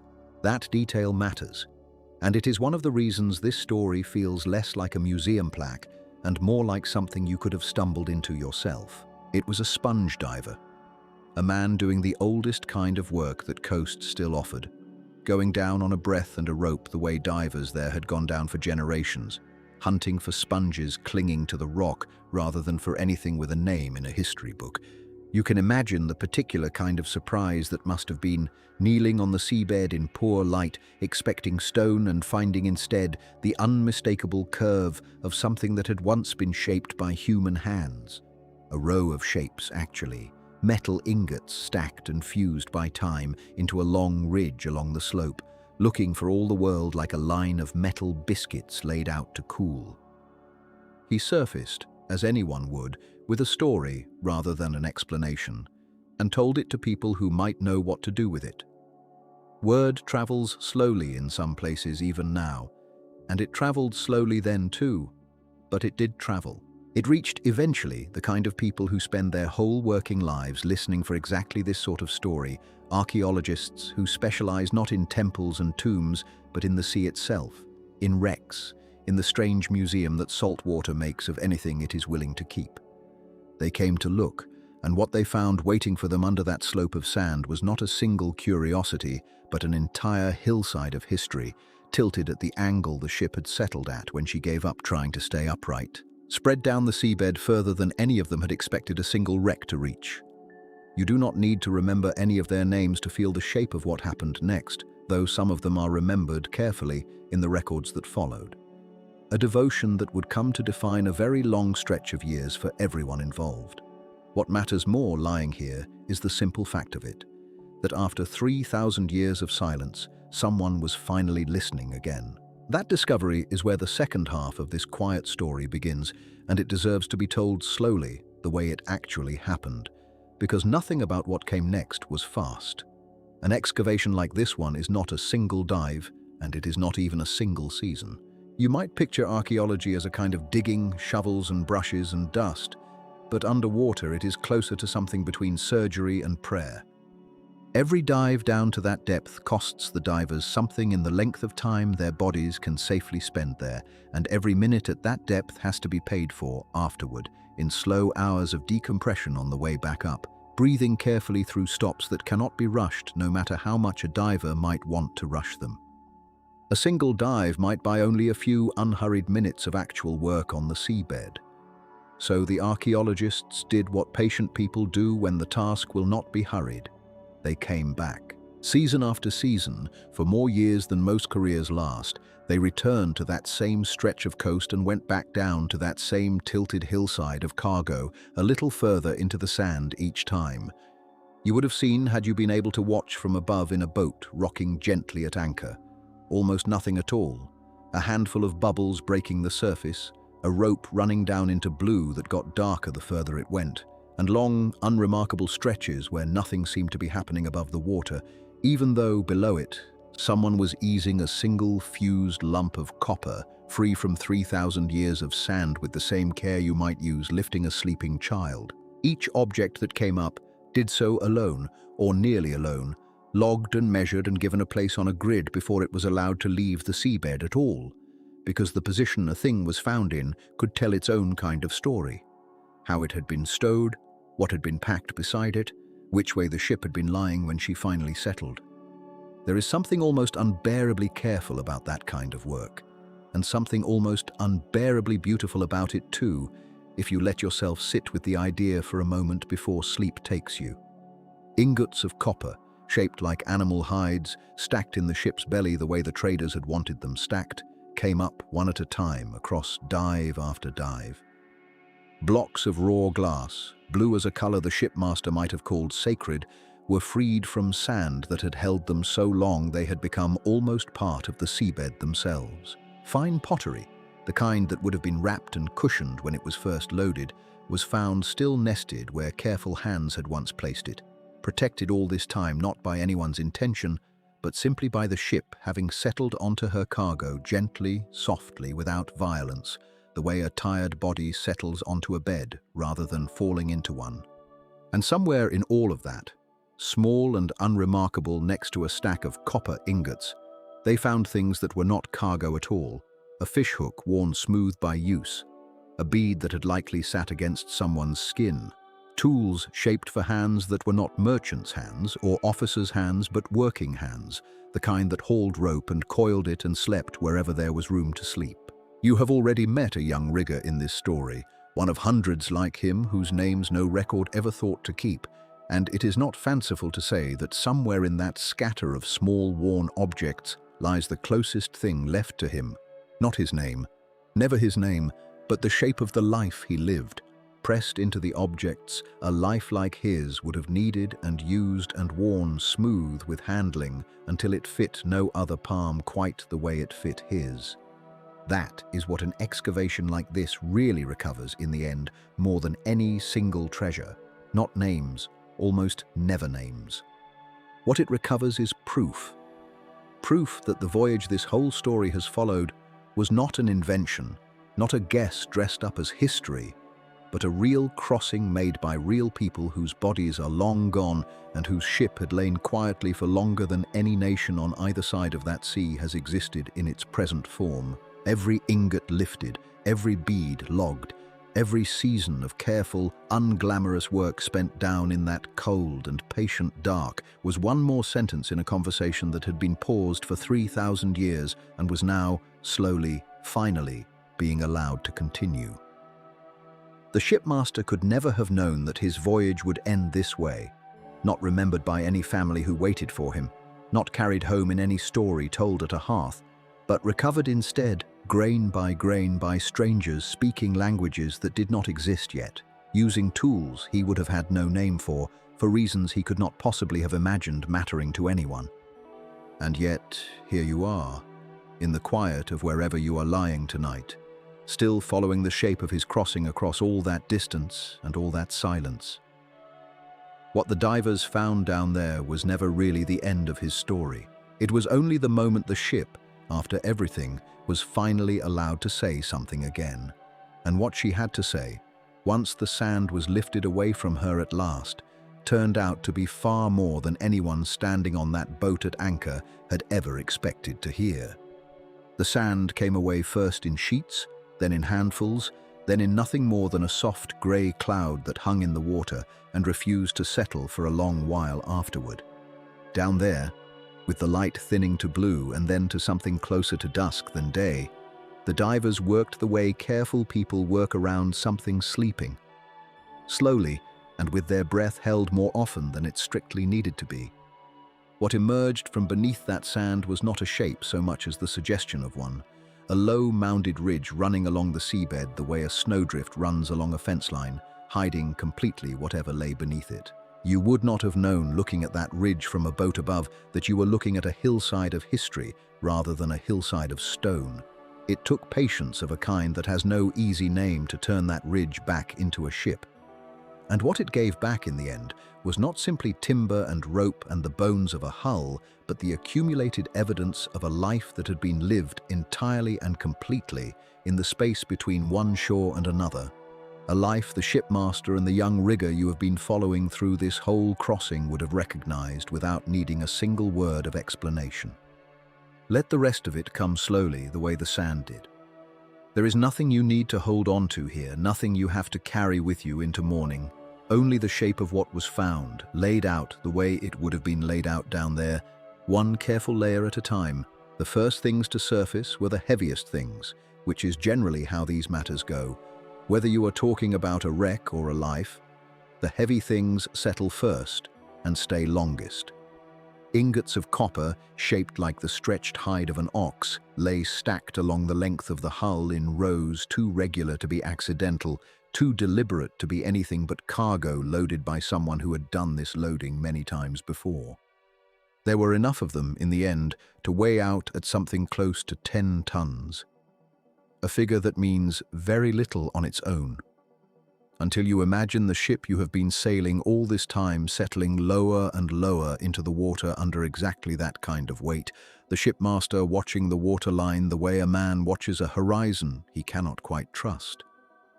Beside the copper lay ingots of tin, paler and rarer, the two metals that between them make bronze, carried together across the sea because neither one on its own was worth carrying at all. It is a strange thing to reach toward in the dark of a hold and find, instead of food or rope, the raw ingredients of an entire age lying quietly in the sand. Further along, in a part of the hull the sea had been gentler with, the divers found glass, not vessels, not finished things, but ingots of raw glass in blue and turquoise, shaped like small stiff cakes and cooled hard around whatever mold had held them. You would have had to look closely to see what they were at all, half buried and clouded by 3,000 years of quiet chemistry. But glass in that period was rarer than gold and travelled only where gold-level trust travelled with it. Tools came up nearby, adzes, chisels, a saw whose teeth had softened but not vanished. The ordinary iron and bronze instruments of ordinary work, the kind the young rigger would have handled without a second thought, and the kind a modern hand can barely lift without thinking of him. And among all of it, small enough to miss entirely if the divers had not been looking with the particular patience the work demands, was a scarab of gold, cut with the name of a queen who had ruled a kingdom the ship may never have touched directly, carried instead the way a rumour is carried, hand to hand, harbour to harbour, until it ended up resting in the hold of a ship bound nowhere near the palace it had come from. That single object did more to explain the ship's world than anything else recovered from her, a sign that the sea the shipmaster sailed connected courts and workshops, separated by more distance than he likely ever fully understood, all of it moving through hulls exactly like his. But cargo only tells you what a ship carried. It does not tell you what a ship was or how she was built, or whether the methods you imagined earlier in this crossing, the careful joints, the stitched seams of wood fitted to wood, bore any real resemblance to the vessel that actually crossed these waters. So what did the hull herself, the timber beneath all that cargo, have left to say once the ingots and the glass had finally been lifted clear of her? She said, as it turned out, almost exactly what you had already been told. Where the planking survived, and a surprising amount of it did, the joints between the strakes showed the same pattern described earlier in this very story. Mortices cut into the edges of each plank, tenons of harder wood fitted snugly into them, and through each joint a peg driven to lock everything fast before a single rib had even been considered. It is called shell-first construction, because the outer skin of the vessel came into being before her skeleton did, and finding it here, preserved in wood that had spent 3,000 years pressed into cold sand, confirmed for historians something they had only been able to reconstruct before from paintings and fragments and educated guessing. You were not misled earlier tonight when you pictured the young rigger working his palm along a seam and finding it tight enough to trust his life to. That is exactly the kind of seam the wreck preserved, plank after plank of it, running the length of a hull built from cedar that had likely been standing as a living tree for longer than any single lifetime aboard her. If your eyes have already begun to close, that is exactly the right thing to have happen. None of this needs holding on to tonight. Only the sense of it, the shape of a hull, confirmed exactly where imagination and evidence were always hoping to meet. What the wreck offered beyond her timber and her cargo, though, was something quieter still, a way of reconstructing not just how the ship was built, but how the people aboard her had actually lived through the weeks such a crossing required. Diet came first, pieced together from what little organic material the sea had allowed to survive. Fragments of olives, almonds, grape pips, the hard shells of pistachios, fish bones small enough to suggest lines cast rather than nets hauled, the remains of grain that had likely been baked into flatbread over exactly the kind of low fire described earlier in this crossing. It is a modest diet and a repetitive one, but it is a human one. The kind you could imagine eating yourself if you had spent the day hauling rope in salt air and wanted nothing more from an evening than something plain and warm. Personal items turned up scattered through the wreck in the way personal items always seem to scatter. Not neatly stowed, but dropped, tucked, wedged into whatever gap in the cargo had been closest to hand when the ship went down. A folding balance and its weights, the kind a merchant aboard would have used to check a trade before it was struck. A bronze razor, its edge still faintly discernible beneath the corrosion. Fish hooks. A lamp, small enough to have burned in someone's cupped hands rather than mounted anywhere grand. And it is here, among the smallest and least impressive of everything recovered, that the shipmaster and the young rigger seem to step back into the story one final time, not named, because the sea never gave up their names, and never will, but present all the same in the plainest objects the wreck surrendered. A whetstone, worn to a shallow groove on one side from years of the same hand, drawing the same blade across it in the same direction, exactly the motion you might imagine the young rigger repeating without thinking, the way any of us repeat a small habitual motion until it wears its own path into the world. A coil of rope, collapsed now into something closer to a stain than a shape, but unmistakably a coil once, laid by someone who had learned, the way the rigger had learned, that a rope stored loose is a rope that will fail you exactly when you need it most. And smaller still, easy to miss among the ingots and the gold, a single button cut from bone, its thread long since gone, but its shape still faintly hinting at whatever garment it had once closed against the wind, perhaps the shipmaster's own coat, drawn tight against a night on deck, no different from any of the nights you have already spent beside him in this story. None of these objects carry a name. None of them need to. They carry only the plain fact of a hand that once held them, and that fact, after 3,000 years of silence, turns out to be enough. What the wreck could not give back, of course, was the ending itself, not fully, not in words, and not in a way that lets the story close as neatly as the cargo lists might suggest it should. There is still the matter of what the sea kept for herself, what she never surrendered no matter how carefully the sand was lifted away, and what that silence still asks of anyone willing to listen to it at this hour, in this dark, with the last of this crossing not yet quite finished. The sand that gives back a hand does not give back a name, and that is the last honesty of this story, the one that has to be sat with rather than solved. You could stand on that seabed a lifetime if the water would let you, and it would not tell you what the shipmaster called the coast he was steering for, or what the young rigger sang under his breath when the swell ran long and easy. The wreck answers questions about cargo and current and the grain of wood. It does not answer the question you actually want it to answer, which is what it felt like, from the inside, to be a person aboard her when the last hour came. That gap does not close. It has not closed in 3,000 years, and it will not close tonight. And there is something almost restful in admitting that plainly before the story lets itself finish.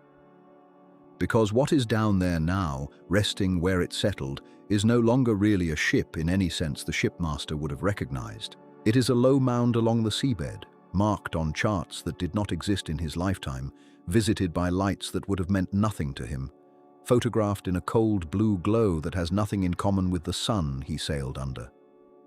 If you could descend to it now, and divers have patient ones over years rather than seasons, you would find the shape of the hull pressed into the slope like a memory the rock decided to keep. The timbers themselves are mostly gone, eaten by time and the small, hungry life of the sea, but their absence has a shape, an outline the ballast stones still hold.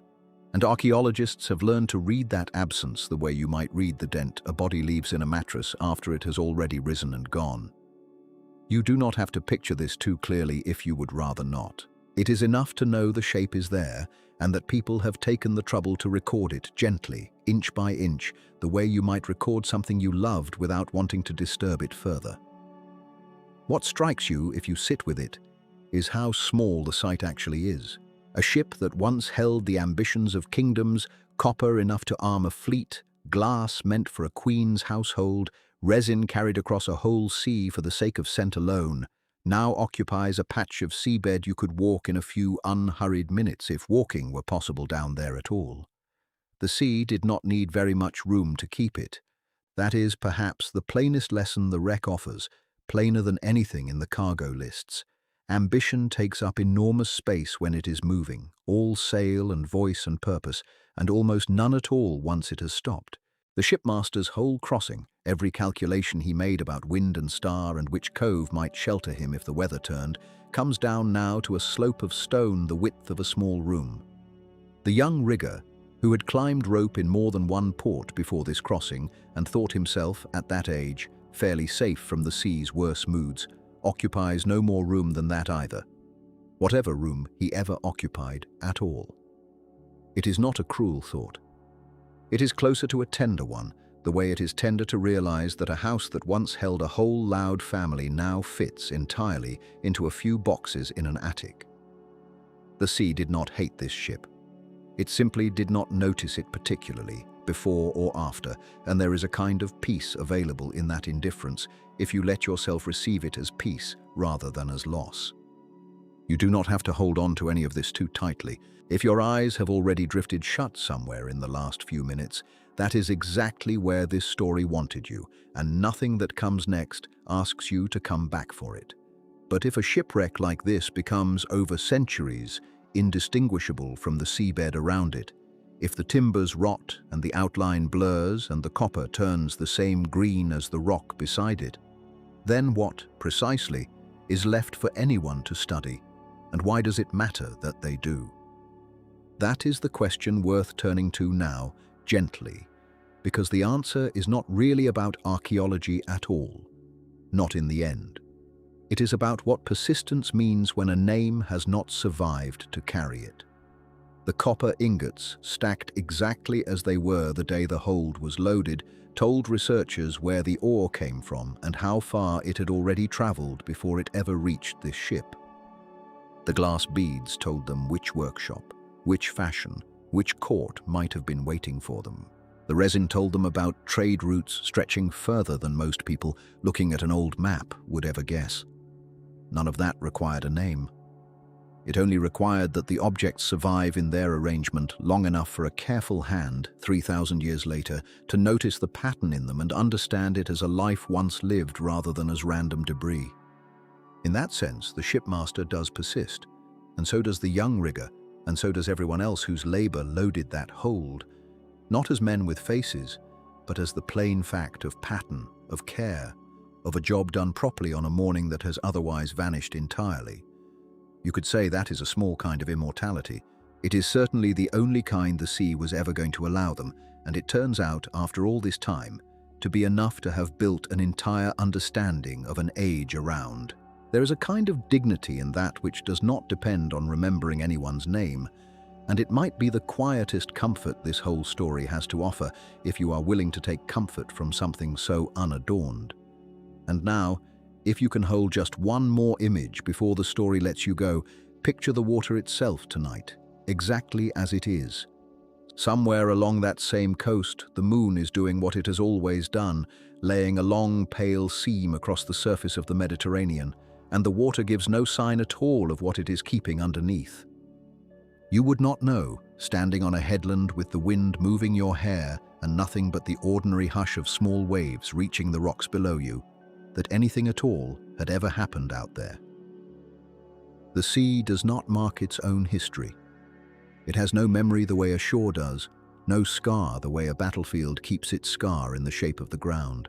It simply closes over whatever has happened and continues, exactly as untroubled as it was before, the same tide arriving on schedule, the same light moving across it in the same patient sweep it has always kept. If you sailed across that stretch of water tonight, you would feel nothing beneath you but an ordinary swell, and you would have no way of knowing you were passing, more or less, over a life that ended there, and a story that outlasted it by 3,000 years. That is not a frightening thought, though it might sound like one said aloud in daylight. At this hour, in this dark, it can be something closer to gentle, the idea that the sea holds everything equally and asks nothing back, that it does not require you to remember any particular name in order to let you rest on its surface or beside it or simply in the thought of it. The shipmaster crossed that water trusting it would carry him somewhere. It did not that time, not in the way he intended, but it also did not erase him so completely that nothing came back. A little did. A hand's worth, you might say, a hold's worth, a pattern's worth. And the sea, for its part, simply went on being the sea, the way it is going on being the sea right now, somewhere past whatever window is nearest to you, indifferent and enormous and entirely unbothered by how the story ends. I think that is where I'll leave this one tonight. Thank you for staying with me this far, wherever in the crossing you finally let go, whether you were still awake when the storm came in, or whether you drifted off somewhere back at the harbor and never heard the rest at all. It doesn't much matter which. The story will keep either way, the same patient way the sea has kept it for 3,000 years, and it will still be here, unhurried, whenever you want to come back and hear it again, or find another lost voyage waiting for you on the channel. For now, though, there's nothing left to do, and nowhere left to be. Let the water close over this one too. Sleep well.